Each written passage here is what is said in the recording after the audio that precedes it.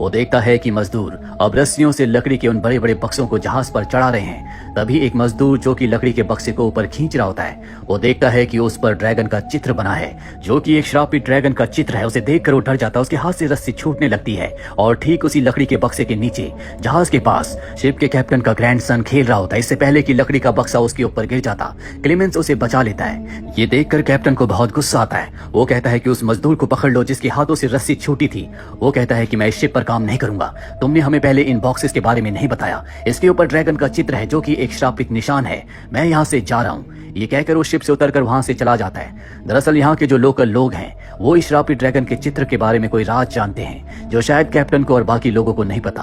और अब उसके जाने के बाद कैप्टन क्लेमेंस को उसकी जगह काम पर रख लेते हैं। कैप्टन के अलावा इस शिप में 8 और लोग हैं, जिनमें एक कैप्टन का ग्रैंडसन भी है जिसकी जान क्लेमेंस ने बचाई थी। और अब ये अपना सफर शुरू करते हैं। कुछ ही हफ्तों में ये इंग्लैंड पहुंच जाएंगे। पूरा दिन सफर करने के बाद रात को कैप्टन अपने असिस्टेंट को कहते हैं कि ये मेरा आखिरी सफर है, इसके बाद मैं रिटायरमेंट ले लूंगा। मैं अपनी बेटी और अपने ग्रैंडसन के साथ गांव में सुकून की जिंदगी जीना चाहता हूँ और मेरे बाद इस शिप के कैप्टन तुम बनोगे। जो सुनकर उसका असिस्टेंट बहुत खुश हो जाता है, क्योंकि उसका जिंदगी में एक ही सपना था कि एक दिन वो भी कैप्टन बनेगा। पर साथ ही वो इमोशनल भी होता है, क्योंकि उसके कैप्टन के रिटायरमेंट के बाद ये दोनों हमेशा के लिए एक दूसरे से अलग हो जाएंगे। रात को खाने के वक्त कैप्टन बताते हैं कि एक बार इंग्लैंड पहुंचने के बाद सबको अच्छे खासे पैसे मिलेंगे। यहाँ पर शिप से अजीब अजीब सी आवाजें आ रही होती है, लेकिन किसी को शिप में कुछ नहीं दिखता। क्लेमेंस उस जगह जाता है जहाँ पर वो लकड़ी के बड़े बड़े बॉक्सेस हैं और तभी समंदर में एक बहुत बड़ी लहर आती है, जिस लहर की वजह से पूरा शिप हिल जाता है और एक लकड़ी का बॉक्स नीचे गिरकर टूट जाता है, जिसके अंदर से बहुत सारी मिट्टी और एक लड़की बाहर निकलती है। क्लेमेंस उसे देखकर हैरान हो जाता है, क्योंकि किसी ने उस लड़की को बॉक्स के अंदर मिट्टी के साथ दफना दिया था।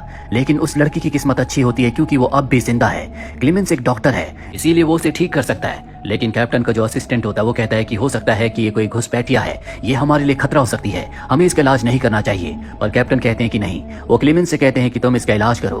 क्लेमेंस देखता है कि उसके शरीर में खून की बहुत ज्यादा कमी है, इसीलिए वो अपना खून उस लड़की के शरीर में चढ़ाता है ताकि वो ठीक हो जाए।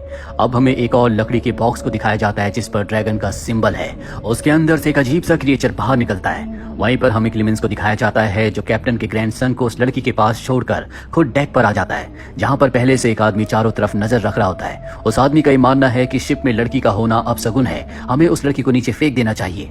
लेकिन क्लेमेंस इन बातों पर नहीं मानता और जब वो दूरबीन से चारों तरफ देख रहा होता है तभी वो उस क्रिएचर को देखता है जो उस बॉक्स के अंदर से निकला था जिस पर ड्रैगन का सिंबल था। ये बात वो क्लेमेंस को बताता है। क्लेमेंस कहता है कि ये तुम्हारा वहम होगा, मैं इस तरह की बातों पर विश्वास नहीं करता। वहीं दूसरी तरफ जो शिप का कुक होता है वो उस जगह जाता है जहां पर इन्होंने बहुत सारे जानवर अपने खाने के लिए रखे होते हैं। वो देखकर हैरान हो जाता है कि सभी जानवरों को किसी ने मार दिया है, यहाँ तक कि कैप्टन के ग्रैंडसन का जो डॉग होता है उसे भी किसी ने बुरी तरह से मारा है। और अब कैप्टन सबको बुलाता है और कहता है जिसने भी ये किया है वो अपने आप ही अपने जुर्म को कबूल कर ले।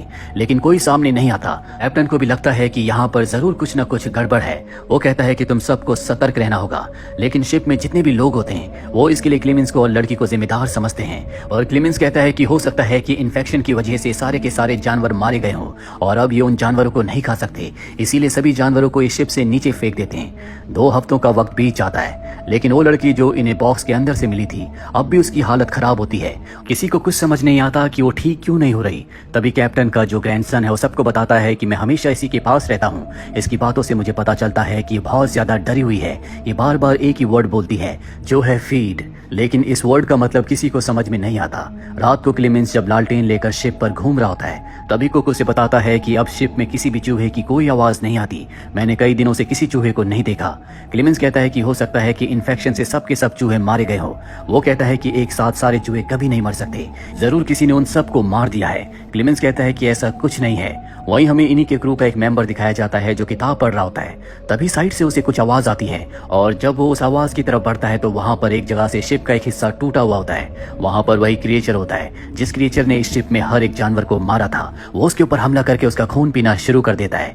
इस क्रिएचर की ताकत अब लगातार बढ़ती जा रही है। अगले दिन सबको पता चल जाता है कि इनका एक क्रू मेंबर गायब है। ये उस जगह पहुंच जाते हैं जहां पर उस क्रिएचर ने इनके साथी के ऊपर हमला किया था, लेकिन उसकी बॉडी आसपास कहीं नहीं होती। वहां पर इन्हें एक चाकू मिलता है। कैप्टन के असिस्टेंट को लगता है कि ये सब क्लेमेंस ने किया है, लेकिन क्लेमेंस कहता है कि मैं कभी किसी इंसान को नहीं मार सकता।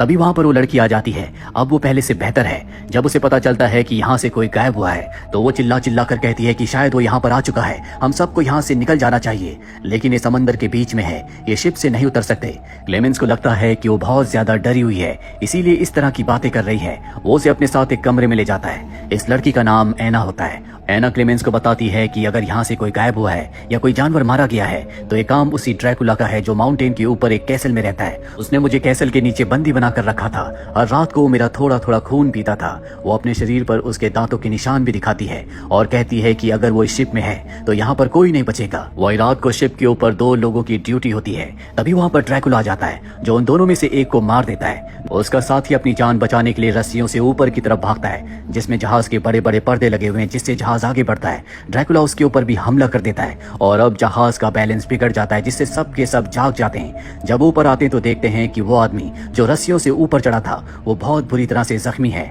क्योंकि ड्रैकुला ने उसका खून पिया है। ये उसे नीचे लाकर रस्सियों से बांध देते हैं जिसके बाद ये पूरे शिप में उस ड्रैकुला को ढूंढते हैं लेकिन इन्हें वो कहीं नहीं मिलता। वही हमें उस आदमी को दिखाया जाता है जो जख्मी है जिसे रस्सियों से बांधा गया है। उसके शरीर में कुछ बदलाव होने लगते हैं। वो जोर जोर से हिल रहा होता है। दरअसल ड्रैकुला के काटने के बाद वो भी इन्फेक्टेड हो चुका है। रस्सियों को तोड़कर वो कैप्टन के केबिन में पहुंच जाता है जहां पर कैप्टन का ग्रैंडसन है। वो अपनी जान बचाने के लिए एक केबिन के अंदर चला जाता है और मदद के लिए जोर जोर से आवाजें लगाता है। सबके सब लोग वहां पर आ जाते हैं लेकिन तभी वो आदमी जो इन्फेक्टेड होता है वो उनके ऊपर हमला कर देता है। कैप्टन का असिस्टेंट उसे काबू करने की कोशिश करता है जबकि कैप्टन और बाकी के सभी लोग केबिन के लॉक को खोलने की कोशिश कर रहे होते हैं और ठीक उसी वक्त केबिन के अंदर ड्रैकुला होता है जो कि कैप्टन के ग्रैंडसन का खून पी जाता है। वहां पर एना आ जाती है जिसके हाथ में गन होती है। वो गन से लॉक तोड़ देती है। ड्रैकुला वहां से भाग जाता है जिसके बाद कैप्टन के ग्रैंडसन को जिसकी हालत बहुत ज्यादा खराब है क्लेमेंस ब्लड चढ़ाता है। अब कैप्टन देखता है कि ये इंग्लैंड के लंदन शहर से 5 दिनों की दूरी पर है यानी कि 5 दिनों के बाद ये अपनी मंजिल तक पहुंच जाएंगे। इनका वो साथी जिसे ड्रैकुला ने इन्फेक्टेड किया था उसे रस्सी से बांध देते हैं पर जब सुबह होती है और सूरज की किरणें उसके ऊपर पड़ती हैं तो वो जलकर राख हो जाता है जिसका मतलब ये है कि कैप्टन का ग्रैंडसन भी इन्फेक्टेड है। उसका भी यही हाल होगा। ये सब के सब बैठकर बातें कर रहे होते हैं। शिप का जो कुक होता है वो कहता है कि ये एक शैतान है जो हम सबको हमारे गुनाहों की सजा देने के लिए आया है। यहाँ पर जो क्लेमेंस है वो कैप्टन के ग्रैंडसन के लिए बहुत ज्यादा चिंतित है। वो किसी भी कीमत पर यह पता लगाना चाहता है कि कैप्टन के ग्रैंडसन को किस तरह से ठीक कर सकता है।